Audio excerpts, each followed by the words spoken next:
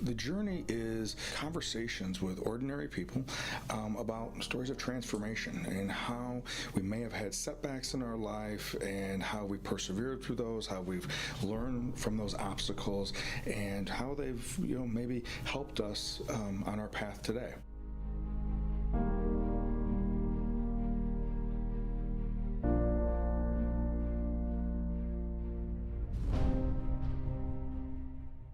Well, welcome to the journey.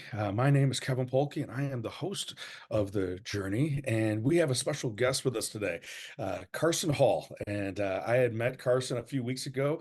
Well, now it goes back even farther, a few months ago. Yeah, Diane and I were at a local place eating, and this young guy was playing music, and just just the way that you were sharing your music and just a little bit of your story when I came up and talked to you afterwards made me want to get to know you a little bit more and have you on the journey. So Carson, welcome to the journey. Yeah, thank you for having me. Glad to be here.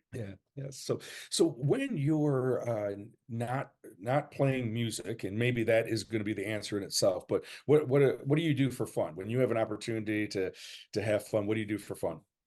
That's a tough question to answer in the middle of winter. But Yeah. in the summer, I like to golf. I like to golf a lot. I have a 5-month-old baby now, so most of my time is just playing with her and hanging out. I like to read. I haven't been up to a lot, honestly. It's Okay. mostly been playing music and hanging out with the baby. It's been pretty much my life right now. Gotcha. So when you get a chance to read, what do you prefer to read, or is it all over the map?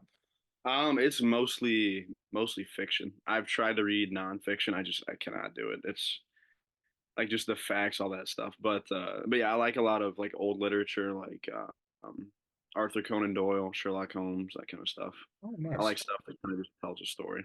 Nice. Okay. Okay. And what is your daughter's 5 months old, right? Yep. And what is her name? Her name's Rowan. Rowan? ROW. Yep, ROWYN. It's Okay. kind of a unique name. Yeah, very, very nice. Well, yeah, being a parent is it's an amazing adventure. That is 100%. My son will be 28 at the end of this month, and my daughter is 25. And it's it I still remember, when Caleb was born, and I had the opportunity to deliver Sierra at the hospital. And so I remember that, there's definitely some significant highlights on that, the last 25 years, the last 28 Yep. years. But I have to say, every stage was my favorite stage. So Mhm. enjoy, without Yeah, a that's doubt. how it's been so far. I mean, it was kind of an unexpected thing, but I mean, it's been amazing so far. I wouldn't trade it for the world. Yeah, well, very, very cool. So Carson, yeah, why don't you tell us a little bit about where are you from? Yeah, tell us a little bit about where you went to high school, Sure. grew up, your family, and all that. So I moved up here actually in January from the Quad Cities. So I grew up outside the Quad Cities, if anybody knows. It's like a kind of a small city, so to speak. But yeah, so I grew up in a small town. Um, never really, I mean, in high school, never really participated in music at all in a kind of a formal manner. I did band briefly when I was in like seventh and eighth grade, but I did not enjoy the whole just the learning to read the music and that aspect of stuff. So I couldn't stick with that. But Sure. yeah, in high school I played golf and just yeah, I wasn't really involved in music in school, but outside of school I would play, and I was into like Mumford and Sons and some of that kind of folkier music, and then that kind of became the kind of music that I write and play. Gotcha. Okay. And so it was someone, anybody, like, when you think back to who may have kind of paved the way for you a little bit, was it someone in the family, or was it just your own draw to music itself, or Yeah, how, yeah. actually, so my uncle is a musician himself, and he actually lived in Nashville for a number of years, and he would play around different places, and then he moved to South Carolina, and he was kind of like a beach music player. And then he ended up moving back when I was probably 13 or 14, maybe actually maybe it was before that. But anyway, so when I was like 4 or so, I would play music with him. When I was 3 or 4, I would sing, and I had kind of like a fake guitar and cowboy hat, so I would sing with him. And then at 4, probably around 4, I just got super shy and I never went back up. And then so I picked up guitar when I was probably 13. And then, I mean, I have members of my dad, he plays guitar kind of casually, and so does my grandpa. But yeah, so my uncle, he would do gigs and stuff just locally. And so I would go and watch that. And at the same time, I was kind of playing music on my own, just like for myself, basically. And I asked him if I could play with him, if it would be okay. And I mean, I played in the church too a little bit, but it was just kind of standing there, stone face, strumming. So, Sure. yeah, I played with him, and then I kind of got my start that way. But yeah, he's been he's been great and very helpful in the process. And I don't think I would have probably made the leap to play publicly without him. Gotcha. And I'm guessing just because of what you said about being in band when you were in middle school, is that I'm guessing you've taught yourself how to play and sing just by listening. Yeah. Is that true? Well, Yeah. I mean, I would say also it's so tough nowadays to say I learned on my own or whatever, because it's like I didn't look through books or anything. With YouTube, there's actually this guy Marty Schwartz. I watched his videos to kind of get my start, and then I mean, after you get the chords down and stuff, you can kind of continue that development on your own. Gotcha. Okay. So may not have been reading sheet music or learning how to read sheet music, but it was through the guidance of like YouTube videos and that element of it that was a better learning style for you to pick up on and then integrate within your own development. Exactly. Yeah. And I'm Gotcha. not a very self-motivated learner, so I really wanted to learn guitar in order to learn it. Sure, sure. Okay. And so when you first had the opportunity to play out, and obviously that background element of, like you said, being shy and being Mhm. maybe a little bit more of a leaning more toward an introvert, and that that element of it. So tell me when the first time that as a young adult getting up on stage and being able to play on stage, what was that like? Because obviously there'd be a bunch of adrenaline going beforehand and all that. But yeah, when was it? When did it like all of a sudden it hit off like a flow? When did yeah? Tell me Well, that first experience with that. so actually that's an interesting question. Probably the first 3 or 4 times. So I played about a year before I started doing it consistently. I played with my uncle at kind of a bigger bar locally. And at this point, I'm 24 right now, and this was probably I was 22 at this time, so this is a couple of years ago. But basically, I just got hammered. That was my solution to getting up there with the nerves. The first couple times, I yeah, I was horrified to get up there. So I was like, I have to get a bit of liquid courage to go up there. And then there was a point where I started booking my own gigs. This is probably my second or third gig, and I remember beforehand I was like, okay, I can either like it was like there were two paths in front of me. It's like, okay, either I can take a drink and go that route where I really don't have to face anything, and but then also there was the other side of this is going to become a habit. This is going to become something you do. So I was like, okay, either I can drink and go to this gig and kind of relieve some of the nerves, or I can go there, be nervous, and then just slowly get accustomed to this feeling. So I decided I'm not taking a drink this time, and I managed to go to the gig sober. And I feel like, I mean, that decision really obviously was the right one, um, but yeah. So that I mean that was truly my first time just soberly going up there and Mhm. doing it, and it was me just playing and kind of shaky voice. I mean, kind of like I am now, but Yeah. shaky, shaky voice, just trying to get the songs out, and it ended up going well. And slowly but surely, I've gotten more comfortable on stage. I just recently was, I was down in Florida a couple weeks ago, and I was asked to be a keynote speaker there. And one of the pieces that I was talking about was this idea of how do we develop grit or develop resilience. And as I was doing research for this particular talk, I came across some information that there is a part of our brain that is called uh, the anterior mid cingulate cortex. Doesn't Right. really matter, but it's part of our brain, right? And that part of our brain, when we do things that we don't want to do, but we do them anyways, right? That part of our brain grows and develops. It's Hmm. actually been identified that the piece that is for perseverance and this element called grit. And so, since then, kind of like a lot of times we associate that with physical activity, right? Exercise or something like that. And since Christmas I've been every day taking a 90-second cold shower, because of wanting to continually, you know how do I continue to develop that part of Yeah. my brain, because life gets hard and hard things happen in life.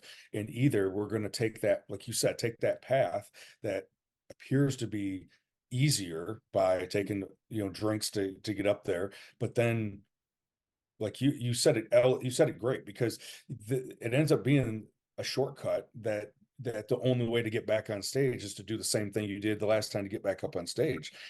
And so until you face that dragon, until you face that fear, it continues to be there, and you get through it, but you don't ever actually, you get over it, but you don't get through it.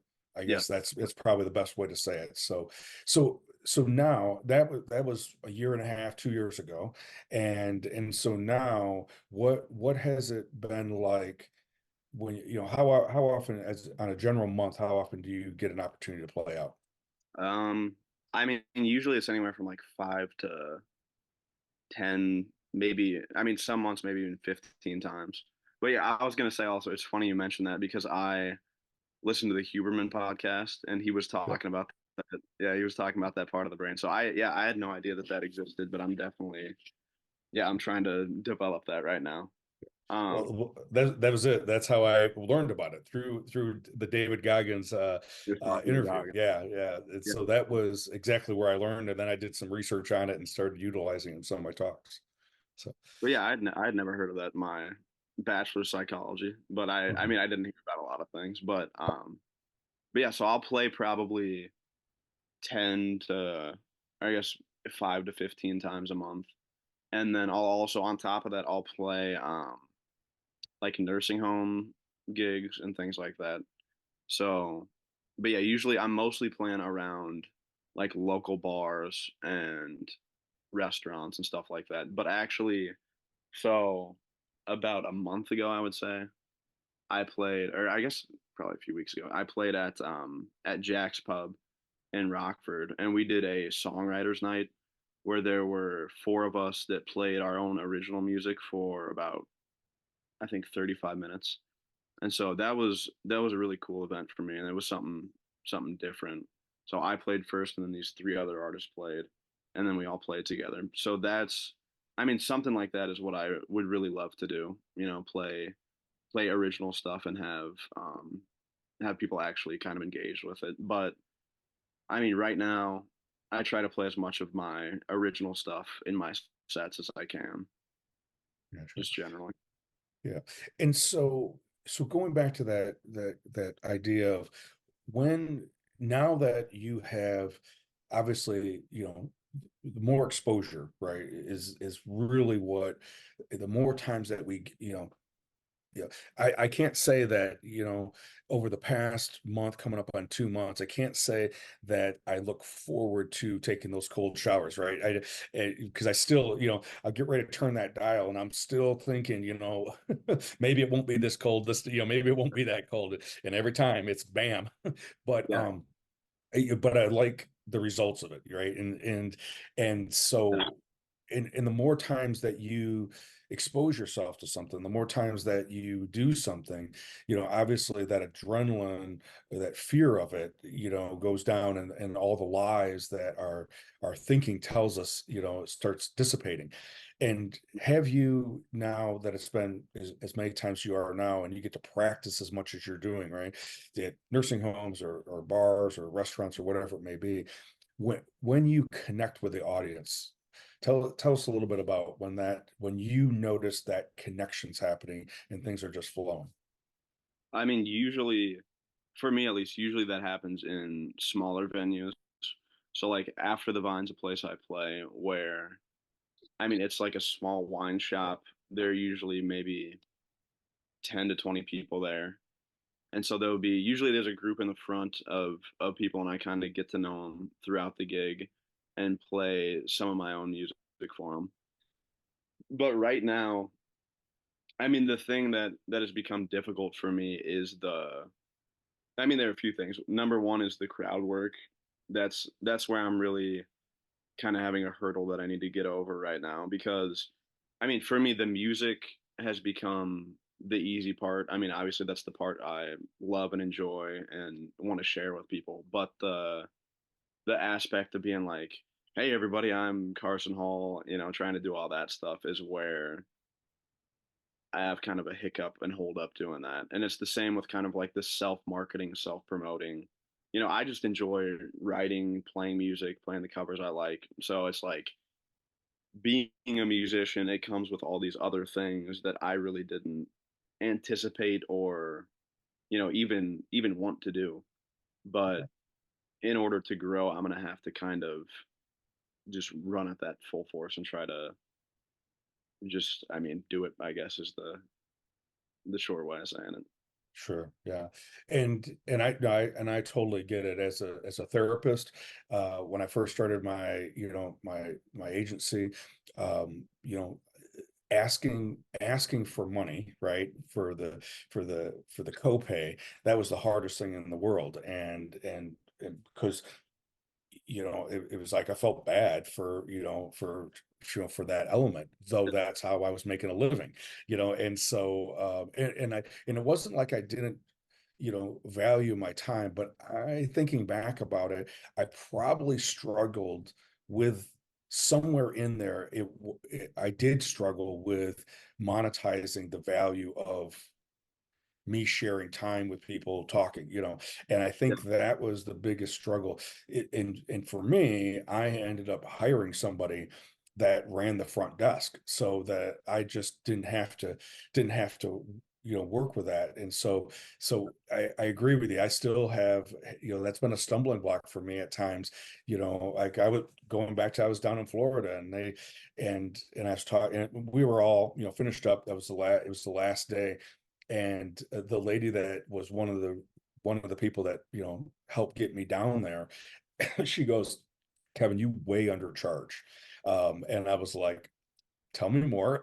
And because it's just I mean, for me it's been a hard thing to try to figure out what is that, what's that spot of being able to figure out what that is, and so I get the element of the self-promoting.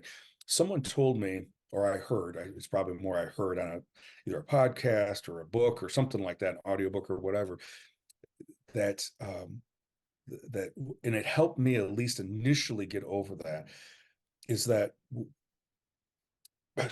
what you are providing for someone with your music, you're providing an experience. Yeah, they may be there for a wine tasting or maybe a meal or something like that, but the reason why the establishment wants you to be there is because you're adding to the experience. And so you're providing something, providing a service to them to add to that piece. And that, for some, could be almost invaluable. Yeah. It is more than what the restaurant is charging for the hamburger that is on the menu, is that you're adding something that will be more of what someone is going to talk about when they leave Yeah. than actually how good the food was or wasn't.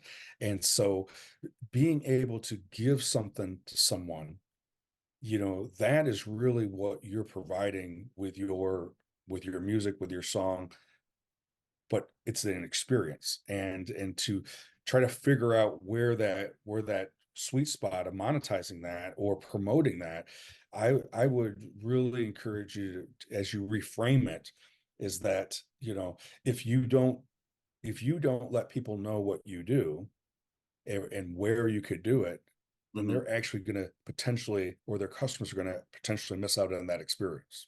Right. Right.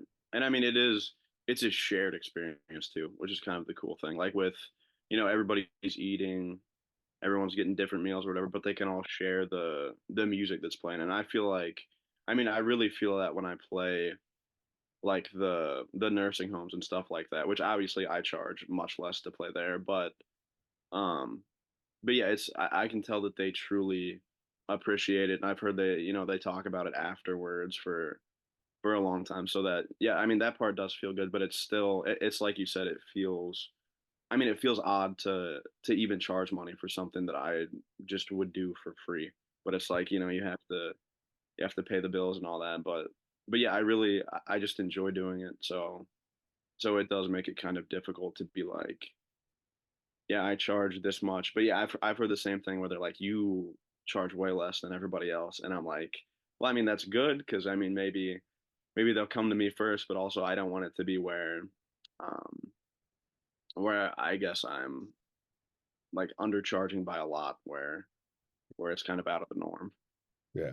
Well, and I had someone tell me about it's kind of like if you go to buy a car or go to buy a house or a building or something like that, and if the price is too good to be true, you start getting skeptical about the Yeah, right. quality of the house, right? It's like, well, maybe there's something going on with this that, and so there is an element too that if you undercharge too much, it actually, people will question, Thanks.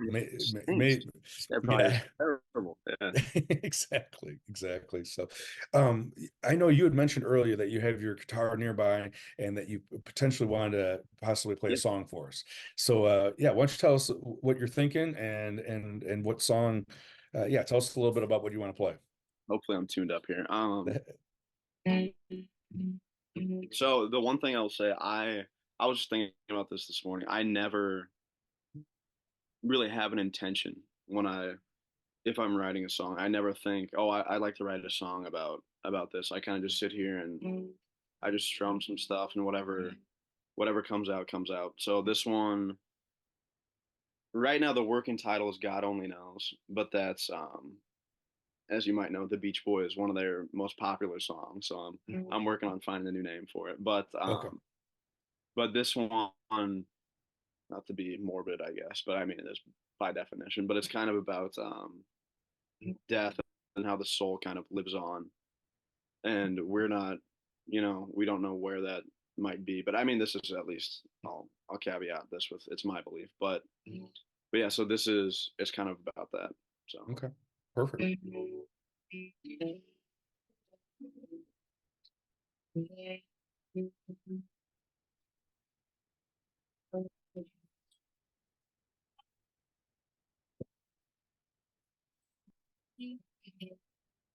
too heavy, so lay down your load as far as it goes. Story's been told, the end of the road begins to draw close. Going back home where we belong, where the light moves alone. Gotta know, help me stay strong, carry me on. It's my time to go. Gotta go. God only knows.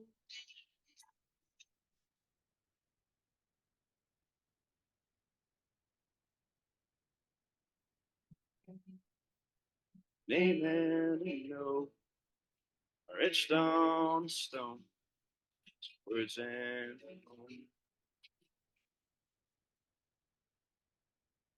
borrowed his own body and gone, once held his shore. Going back home where we belong, with a lot more to love. God, oh, help me stay strong, carry me on. It's my time to go. God, God only knows where the light of day will carry on and take us home. When the soul will keep on finally leave, it's not all wrong. Going back home where we belong, but the life moves along. God only knows. Help me stay strong, carry me on. It's my time to go. God only knows. God only knows. God only knows.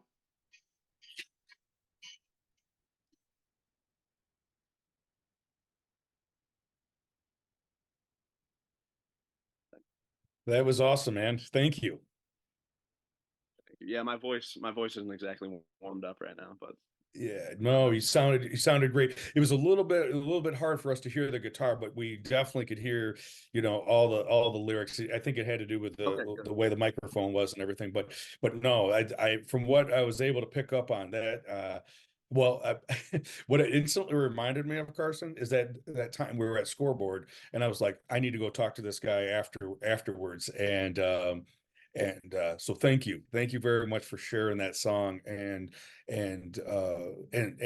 being a storyteller like you are. And that's because a lot of times we'll have somebody play, they'll play their original music and you're like, okay, but that was an awesome song. So Yeah, I yeah. wrote it. I wrote it last month actually, and I mean, like I said, I don't ever really think of what I'm gonna write. But the thing with songs is, at least for me, that I mean, I can express myself in a way that I can't do verbally. Because I mean, I'm not well spoken. I'm not, super comfortable just talking about myself or talking about whatever. So when it comes to music, it's like it's better than I could ever say it or even think of it. It's like it comes out the way it is, and it's just a way that I can kind of express something.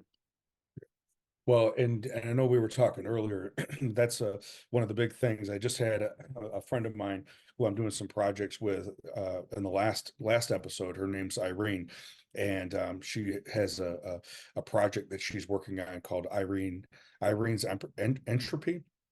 And so we were talking about how the use of music and the art of music to promote and develop mental health, and everything that you just talked about is that, to be able, it's a venue, it's a vehicle to be able to allow individuals not only to be able to express what's maybe going on, but for the listener to be able to then go, that's what I'm feeling right now, or that's my story, and that's why we gravitate. And so with a song like the one you just wrote about, I think of, like, for individuals who may be grieving something, Yeah. grieving a loss, and the pain of that loss, uh, in the pain of not having the person physically being there anymore. you know, how to have some kind of guide or give some level of solace in the midst of that grieving. So no, I appreciate the song. I appreciate I liked it. you being able to be, be on the show today. I know, as you said, it's a little unnerving, especially if you have to talk about yourself as well. So I definitely appreciate you having the courage, and I appreciate the example you gave earlier, because we all have those moments throughout our life, and numerous times throughout our life, of which path are we going to take. Are we going to take the path that may temporarily work and get us over something, or are we going to take the path of how we can get through something, and then it doesn't have to be as big of a dragon as it was initially. Right. So I Yeah, and I definitely kind of had appreciate this that. morning with, do I tell them something came up or whatever, or do I go on and face? And I'm definitely glad I came on. Yeah. So I appreciate that as well. And I think, I think that idea that we're all going to have different things that are going to cause fear that comes up, and then all the things in our responses, the adrenaline, the butterfly, all that stuff. And at the end of the day, it's as simple as it sounds. It's that hard too. It's courage, Yeah. praying, however that works for a person, and praying to have the courage to just put one foot in front of the other, and just move into it and move through it. So definitely I appreciate you being here. If someone wanted to, one wanted to, see you play, or get a hold of you, or reach out to you, someone, what's the best way to get in hold of you? Um, any social media, Carson Hall Music is the best Okay, way. Probably Facebook is usually the best. I also have a website, carsonhallmusic.com. There's a page that says booking that you can contact me through. perfect. And do you have anything coming up here soon in the greater Rockford area? So I mean, if you look on my Facebook, I usually post the monthly gigs, but I will say the one I'm really looking forward to is I'm playing Old Settlers Day in June, which is kind of a big event for me. It's a very big event, and then I'll also be putting out either an EP or an album. I'm not sure yet, of studio recorded music, because I've released like home recorded stuff before that's not super polished or anything. So later this month, I'm going to start recording that, and then hopefully have it out by the time I play at Old Settlers Days. And Old Settlers Day, I believe, is in June, correct? Yep, yep. It's in Rockton. Rockton. Yeah, I So think it's I think it's typically Father's Day weekend, so like the third that's weekend in June, I believe it is. Yeah. on Father's Day. So I'm playing. so awesome. All right. Well, Carson, thank you so much for being here, and being on the journey, and being able to share some of your story, and what you do, and how you go out and provide music to create these experiences for people to be able to grow and develop and just enjoy. So definitely Yeah. appreciate Thanks you so being much on for here having and doing what you're doing. So if you get an opportunity to check out carsonhall.com, or carsonhallmusic.com, or his Facebook, please do that. Like I said, Diane and I thoroughly enjoyed a couple months ago. Just happened to be a spontaneous event that we went to, and Carson was playing. So you won't be disappointed, just as we got a little taste of it today with the music he played for us. So as always, thank you for being here, and look forward to being with you next week.